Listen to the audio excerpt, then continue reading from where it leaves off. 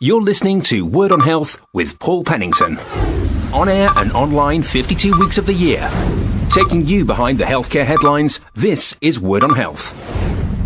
P.A.D, or peripheral arterial disease, as it's otherwise known, is a narrowing of the arteries in the limbs, predominantly but not exclusively the legs. The disease becomes more common as we get older, and the incidence is rising. Dr. P.A.D Walker is a consultant interventional radiologist at Kent and Canterbury Hospital. You have various different stages of the disease. In the early stages, you tend to get pain on walking. So you walk for 100 metres or 200 metres and you start getting pain in the calves or in the buttocks. As the disease progresses, then that pain stops becoming when you're walking and actually starts even when you're sitting down in a chair, and that's called rest pain. And when that develops even further, you can get cold, white feet, and eventually development of ulcers and gangrene, and that ultimately leads to amputations. Dr. De Walker, I understand P.A.D is the leading cause of amputations in people aged over 50, and it's one of the fastest growing and most pervasive diseases of our times. Who should be particularly concerned? The most common factor is probably smoking and diabetes. There are other factors that are involved as well, such as genetic factors, as well as poor diet. Now, with the introduction of new smoking laws, things have changed, and the incidence of smoking-related disorders has decreased. However, there is a massive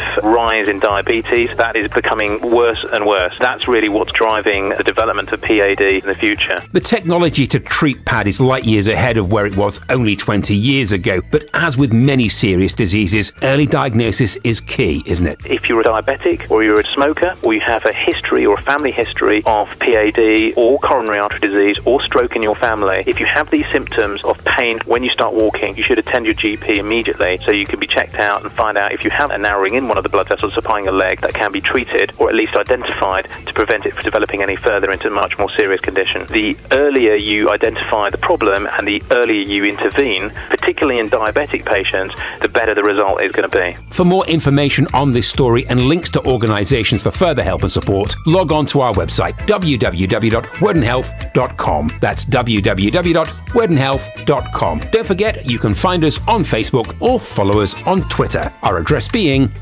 @Word on Health. Word on Health, the award-winning health, lifestyle and wellbeing report with Paul Pennington. Word on Health, your personal prescription for your very best of health.